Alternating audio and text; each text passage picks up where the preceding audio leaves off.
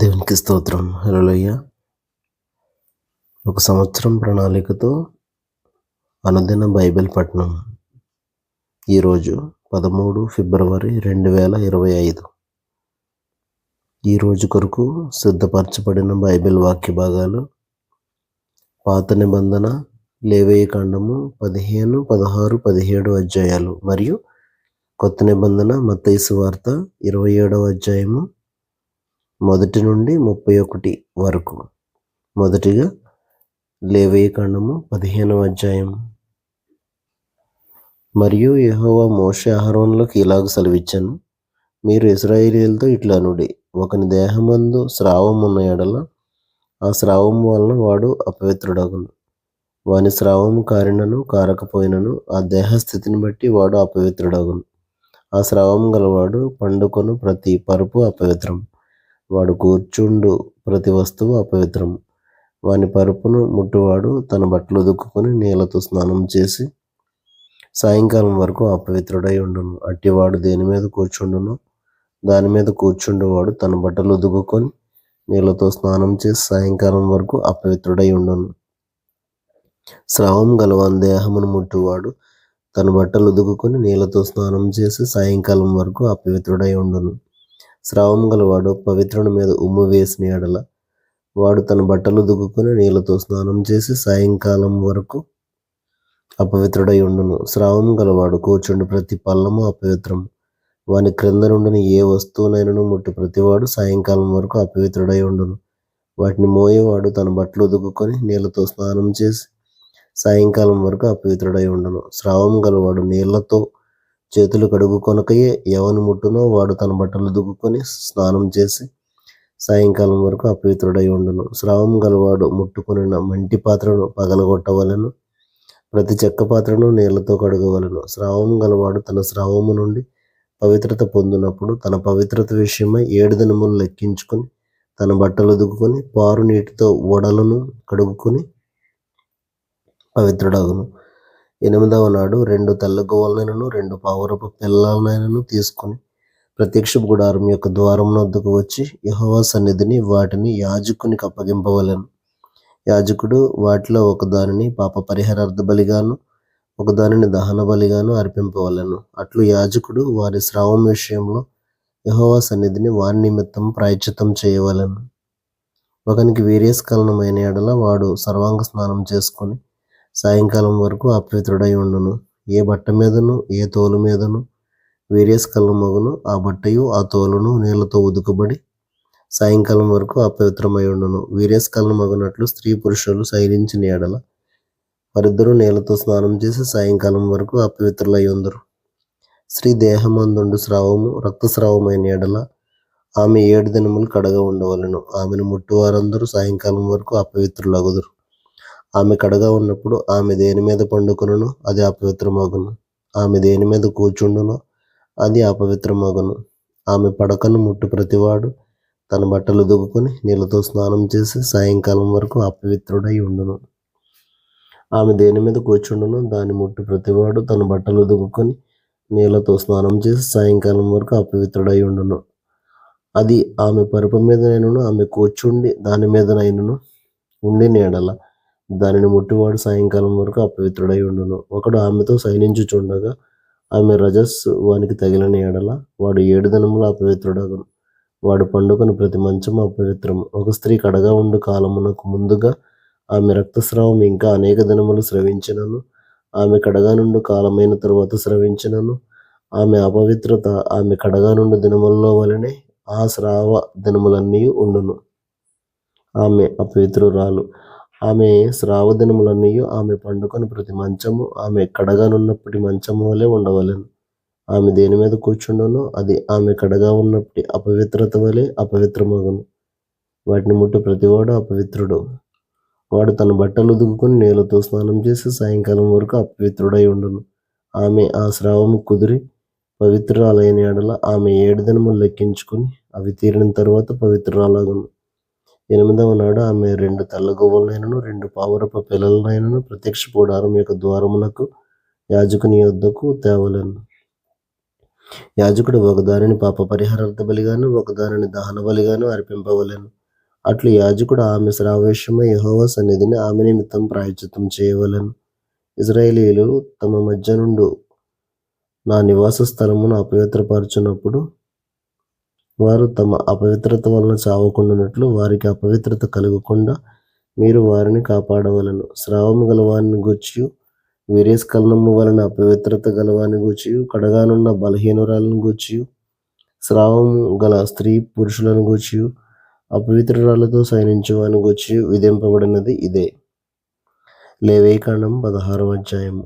అహరోను 2 కుమారులు యెహోవా సన్నిధికి సమీపించి చనిపోయిన తర్వాత యెహోవా మోషేతో మాట్లాడి ఇట్లనెను, నేను కరుణాపీఠము మీద మేఘములో కనబడుదును గనుక నీ సహోదరుడైన అహరోను చావకుండునట్లు అతడు మందసము మీది కరుణాపీఠం ఎదుటనున్న అడ్డతెర లోపలికి ఎల్లప్పుడూ రాకూడదని అతనితో చెప్పుము.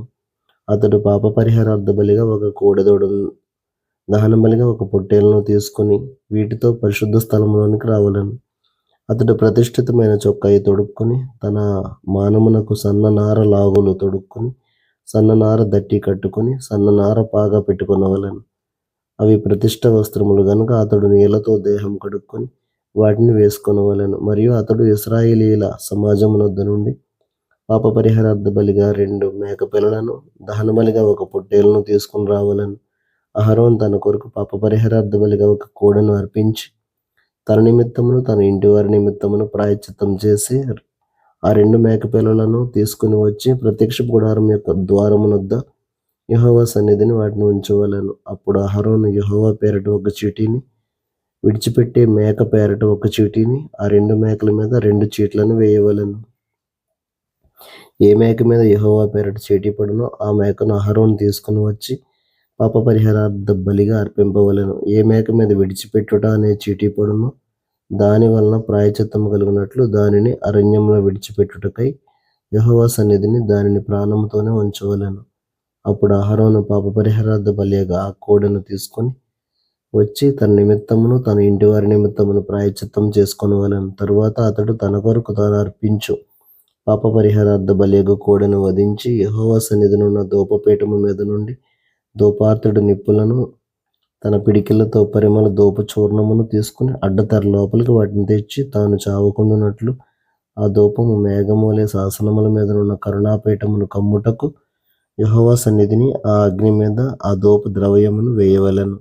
అప్పుడు అతడు ఆ కోడె రక్తంలో కొంచెం తీసుకుని తూర్పు పక్కను కరుణాపీఠము మీద తన వ్రేలితో ప్రోక్షించి కరుణాపీఠం ఎదుట తన వ్రేలితో ఆ రక్తంలో కొంచెము 7 మార్లు ప్రోక్షింపవలెను. అప్పుడు అతడు ప్రజలు అర్పించే పాప పరిహారార్థ బలియగు మేకను వధించి అడ్డతెర లోపలికి దాని రక్తము తెచ్చి ఆ కోడె రక్తముతో చేసినట్లు దీని రక్తముతోనూ చేసి కరుణాపీఠము మీదను కరుణాపీఠం ఎదుటను దాన్ని ప్రోక్షింపవలెను. అట్లు అతడు ఇశ్రాయేలీయుల సమస్త పాపములను బట్టి అనగా వారి అపవిత్రతను బట్టి వారి అతిక్రమములను బట్టి పరిశుద్ధ స్థలమునకు ప్రాయశ్చిత్తం చేయవలెను. ప్రత్యక్ష గుడారము వారి మధ్య ఉండుట వలన వారి అపవిత్రతను బట్టి అది అపవిత్రమగుచుండును గనుక అతడు దానికి ప్రాయశ్చిత్తం చేయవలెను. పరిశుద్ధ స్థలములో ప్రాయశ్చిత్తం చేయుటకు అతడు లోపలికి పోవునప్పుడు అతడు తన నిమిత్తమును తన ఇంటి వారి నిమిత్తమును ఇశ్రాయేలీయుల సమస్త సమాజము నిమిత్తమును ప్రాయశ్చిత్తం చేసి బయటికి వచ్చే వరకు ఏ మనుషుడును ప్రత్యక్ష గుడారంలో ఉండరాదు. మరియు అతడు యెహోవా సన్నిధిని ఉన్న బలిపీఠం వద్దకు పోయి దానికి ప్రాయశ్చిత్తం చేయవలెను. అతడు ఆ కోడె రక్తంలో కొంచెమును ఆ మేక రక్తంలో కొంచెమును తీసుకుని బలిపీఠపు కొమ్ముల మీద చెమరి 7 మార్లు తన వ్రేలితో ఆ రక్తంలో కొంచెము దాని మీద ప్రోక్షించి దాన్ని పవిత్రపరిచి ఇశ్రాయేలీయుల అపవిత్రతను పోగొట్టి దానిని పరిశుద్ధపరచవలెను. అతడు పరిశుద్ధ స్థలమునకును ప్రత్యక్షపు గుడారమునకును బలిపీఠమునకును ప్రాయశ్చిత్తం చేసి చాలించిన తరువాత ఆ సజీవమైన మేకను దగ్గరకు తీసుకుని రావాలను. అప్పుడు అహరోను సజీవమైన ఆ మేక తల మీద తన 2 చేతులుంచి ఇశ్రాయేలీయుల పాపములన్నీ అనగా వారి దోషములన్నీ వారి అతిక్రమములన్నీ దాని మీద ఒప్పుకొని ఆ మేక తల మీద వాటిని మోపి తగిన మనుషుని చేత అరణ్యంలోనికి దాన్ని పంపవలెను. ఆ మేక వారి దోషములన్నిటినీ ఎడారి దేశమునకు భరించిపోవును. అతడు అరణ్యంలో ఆ మేకను విడిచిపెట్టవలెను. అప్పుడు అహరోను ప్రత్యక్షపు గుడారంలోనికి వచ్చి తాను పరిశుద్ధ స్థలంలోనికి వెళ్ళినప్పుడు తాను వేసుకుని నారబట్టలను తీసి అక్కడ వాటిని ఉంచి పరిశుద్ధ స్థలంలో దేహమును నీళ్లతో కడుగుకొని బట్టలు తిరిగి ధరించుకొని బయటకు వచ్చి తన కొరకు దహన బలిని ప్రజల కొరకు దహన బలిని అర్పించి తన నిమిత్తమును ప్రజల నిమిత్తమును ప్రాయశ్చిత్తం చేయవలను. పాప పరిహారార్థ బలి పశువు యొక్క క్రొవ్వును బలిపీఠము మీద దహింపవలను. విడిచిపెట్టే మేకను వదిలిన వాడు తన బట్టలు ఉదుకుని నీళ్లతో దేహం కడుక్కుని తరువాత పాలెంలోనికి రావలను. పరిశుద్ధ స్థలములో ప్రాయశ్చిత్తం చేయుటకు వేటి రక్తము దాని లోపలికి తేబడను. పాప పరిహారార్థ బలిగా ఆ కోడెను ఆ మేకను ఒకడు పాలెం వెలుపలికి తీసుకుని పోవలను. వాటి చర్మములను వాటి మాంసమును వాటి మలమును అగ్నితో కాల్చివేయవలను. వాటిని కాల్చివేసిన వాడు తన బట్టలు ఉదుకుని నీళ్లతో దేహం కడుక్కొని తరువాత పాలెంలోనికి రావలను. ఇది మీకు నిత్యమైన కట్టడ. స్వదేశులు గాని మీ మధ్య నుండి పరదేశులు గాని మీరందరూ 7వ నెల 10వ నాడు ఏ పనైనను చేయక మిమ్మును మీరు దుఃఖపరుచుకొనవలెను. ఏలయనగా మీరు యెహోవా సన్నిధిని మీ సమస్త పాపముల నుండి పవిత్రులగునట్లు ఆ దినమున మిమ్ము పవిత్రపరచినట్లు మీ నిమిత్తం ప్రాయశ్చిత్తం చేయబడెను. అది మీకు మహావిశ్రాంతి దినము. మిమ్మును మీరు దుఃఖపరుచుకొనవలెను. ఇది నిత్యమైన కట్టడ. ఎవరు తన తండ్రికి మారుగా యాజకుడొకటకై అభిషేకం పొంది తన్ను ప్రతిష్ఠించుకొనునో ఆ యాజకుడు ప్రాయశ్చిత్తం చేసుకొని నారవస్త్రములైన ప్రతిష్ఠిత వస్త్రములను ధరించుకొనవలెను. మరియు అతడు అతి పరిశుద్ధముగానున్న మందిరమునకును ప్రత్యక్ష గుడారమునకును బలిపీఠమునకును ప్రాయశ్చిత్తం చేయవలెను. మరియు అతడు యాజకుల నిమిత్తమును సమాజము నిమిత్తమును ప్రాయశ్చిత్తం చేయవలెను. సంవత్సరమునకు ఒకసారి ఇశ్రాయేలీయుల సమస్త పాపములను బట్టి వారి నిమిత్తం ప్రాయశ్చిత్తం చేయుటకు ఇది మీకు నిత్యమైన కట్టడ. యెహోవా మోషేకు ఆజ్ఞాపించినట్లు అతడు చేశాను. లేవీయుకాండము 17వ అధ్యాయము. మరియు యెహోవా మోషేకి ఇలాగ సెలవిచ్చాను. నీవు అహరోనుతోనూ అతని కుమారులతోనూ ఇశ్రాయేలీయులందరితోనూ ఇలాగ చెప్పుము. ఇది యెహోవా ఆజ్ఞాపించిన మాట. ఇశ్రాయేలీయుల కుటుంబములలో యెహోవా మందిరము ఎదుట యెహోవాకు అర్పణం అర్పించుటకు పూనుకొనువాడు అది ఎద్దే గాని గొర్రెయే గాని మేకయే గాని ప్రత్యక్ష గుడారం యొక్క ద్వారమునొద్దకు దానిని ముందు లేక పాలెంలో వధించినను పాలెమునకు వెలుపల వధించినను ఆ మనుషుడు తన ప్రజల్లో నుండి కొట్టివేయబడును. వాడు రక్తమును ఒలికించిన వాడు. ఇశ్రాయేలీయులు బయట వధించుచున్న బలి పశువులను ఇక బయట వధింపక యెహోవా పేరట యాజకుని యొద్దకు ప్రత్యక్ష గుడారం యొక్క ద్వారమునకి తీసుకుని వచ్చి సమాధాన బలిగా అర్పించినట్లు ఆ మనుషుడు జనుల్లో నుండి కొట్టివేయబడవలెను. యెహోవాకి ఇంపైన సువాసన కలుగునట్లు యాజకుడు ప్రత్యక్ష గుడారం యొక్క ద్వారమునొద్దనున్న యెహోవా బలిపీఠము మీద వాటి రక్తమును ప్రోక్షించి వాటి క్రొవ్వును దహింపవలెను. వారు వ్యభిచారులు అనుసరించుచూ వచ్చిన దెయ్యముల పేరట వధించినట్లు ఇక మీదట తమ బలి పశువులను వధింపరాదు. ఇది వారి తరతరములకు వారికి నిత్యమైన కట్టడ. మరియు నీవు వారితో ఇట్లనము. ఇశ్రాయేలీయుల కుటుంబముల్లో గాని మీలో నివసించే పరదేశంలో గాని ఒకడు దహన బలినైనను వేరొక ఏ బలినైనను యెహోవాకు అర్పింపను ఉద్దేశము గలవాడే ప్రత్యక్ష గుడారం యొక్క ద్వారమునొద్దకు తీసుకుని రాని యెడల ఆ మనుష్యుడు జనుల్లో నుండి కొట్టివేయబడను. మరియు ఇశ్రాయేలీయుల కుటుంబముల్లోనేమి మీలో నివసించే పరదేశంలోనేమి ఒకడు దేని రక్తమును తినినను రక్తము తినువానికి దీని విముఖుడనై జనుల్లో నుండి వాని కొట్టివేయదును. రక్తము దేహమునకు ప్రాణము. మీ నిమిత్తం ప్రాయశ్చిత్తం చేయనట్లు బలిపీఠము మీద పోయుటకై దానిని మీకు ఇచ్చితిని. రక్తము దానిలోనున్న ప్రాణమును బట్టి ప్రాయశ్చిత్తం చేయును. కాబట్టి మీలో ఎవడును రక్తం తినకూడదనియు మీలో నివసించి ఏ పరదేశీయు రక్తం తినకూడదనియు నేను ఇశ్రాయేలీయులకు ఆజ్ఞాపించితిని. మరియు ఇశ్రాయేలీయులలోనే గాని మీలో నివసించి పరదేశంలోనే గాని ఒకడు తినదగిన మృగమునైనను పక్షినైనను వేటాడి పట్టిన యెడల వాడు దాని రక్తమును ఒలికించి మంటితో కప్పవలెను. ఏలయనగా అది సమస్త దేహములకు ప్రాణాధారము. దాని రక్తము దాని ప్రాణమునకు ఆధారము. కాబట్టి మీరు ఏ దేహ రక్తమును తినకూడదు. వాటి రక్తము సర్వదేహములకు ప్రాణాధారము. దానిని తిని ప్రతివాడు మరణశిక్ష నొందునని నేను ఇశ్రాయేలీయులకు ఆజ్ఞాపించితిని. మరియు కళేబరమునైనను చీల్చబడిన దానినైనను తిని ప్రతివాడు దేశమందు పుట్టినవాడేమి పరదేశీయేమి వాడు తన బట్టలను ఉదుకుని నీళ్లతో దేహమును కడుక్కొని సాయంకాలం వరకు అపవిత్రుడగును. తరువాత పవిత్రుడగును. అయితే వాడు వాటిని ఉదుకుకొనకయు తన దేహమును కడుగుకొనకయు ఉండిన యెడల వాడు తన దోష శిక్షను భరించును.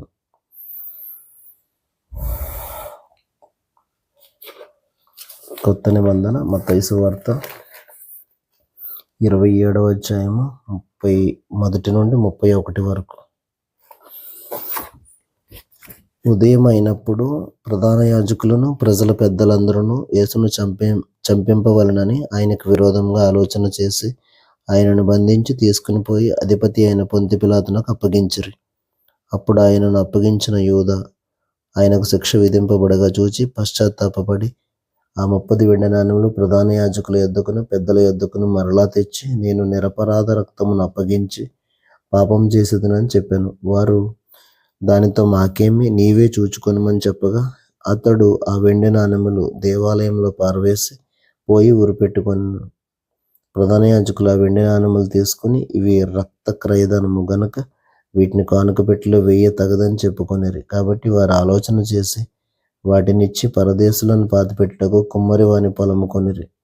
అందువలన నేటి వరకు ఆ పొలము రక్తపు పొలము అనబడుచున్నది. అప్పుడు విలువ కట్టబడిన వాని, అనగా ఇశ్రాయేలీయులలో కొందరు విలువ కట్టిన వాని క్రయధనమైన 30 వెండి నాణెములు తీసుకుని, ప్రభువు నాకు నియమించిన ప్రకారం వాటిని కుమ్మరి వాని పొలమునకిచ్చిరి అని ప్రవక్త అయిన యిర్మీయా ద్వారా చెప్పబడిన మాట నెరవేరెను.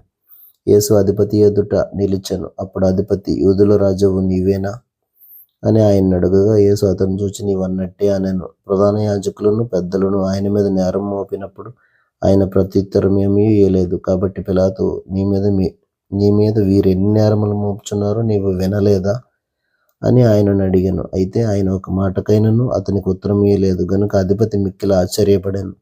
జనులు కోరుకున్న యొక్క ఖైదీని పండుగలో విడుదల చేయుట అధిపతికి వాడుక.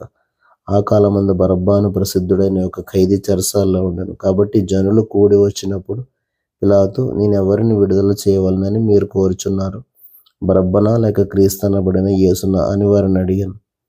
ఎలయనగా వారు అసూయ చేత ఆయనను అప్పగించితిరని అతడు ఎరిగి ఉండెను. అతడు న్యాయపీఠము మీద కూర్చుండి ఉన్నప్పుడు అతని భార్య, నీవు ఆ నీతిమంతుని జోలికి పోవద్దు, ఈ ప్రొద్దు ఆయనను గూర్చి నేను కలలో మిక్కిలి బాధపడుతునని అతని యొద్దకు వర్తమానం పంపాను. ప్రధాన యాజకులను పెద్దలను బరబ్బను విడిపించుమని అడుగుటకును యేసును సంహరించుటకును జనసమూహములను ప్రేరేపించిరి. అధిపతి, ఈ ఇద్దరిలో నేను ఎవరిని విడుదల చేయవలనని మీరు కోరుచున్నారని వారిని అడగగా వారు బరబ్బనే అనిరి. అందుకు పిలాతు, అలాగైతే క్రీస్తనబడిన యేసును ఏం చేతునని వారిని అడగగా, సిలువ వేయమని అందరూ చెప్పిరి. అధిపతి, ఎందుకు, ఇతడు ఏ దుష్కార్యం చేశానని అడుగగా వారు సిలువ వేయమని మరి ఎక్కువగా కేకలు వేసిరి. పిలాతు అల్లరి ఎక్కువగుచున్నదే గాని తన వలన ప్రయోజనమేమీ లేదని గ్రహించి నీళ్లు తీసుకుని జనసమూహం ఎదురు చేతులు కడుక్కొని, ఈ నీతిమంతుని రక్తమును గుచ్చి నేను నిరపరాధిని, మీరే చూచుకున్నాడని చెప్పాను. అందుకు ప్రజలందరూ, వాని రక్తం మా మీదను మా పిల్లల మీదను ఉండును గాక అనిరి.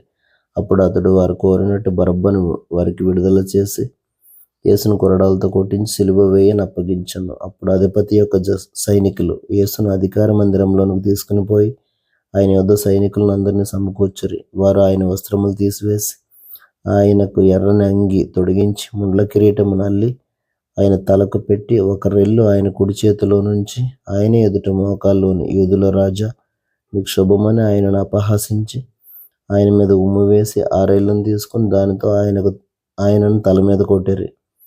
ఆయనను అపహాసించిన తరువాత ఆయన మీదనున్న అంగిని తీసివేసి ఆయన వస్త్రములు ఆయనకు తొడిగించి సిలువ వేయుటకు ఆయనను తీసుకుని పోయిరి. దేవుడు తన పరిశుద్ధ వాక్యమును మన వినికిడిలో దీవించును గాక. ఆమేన్.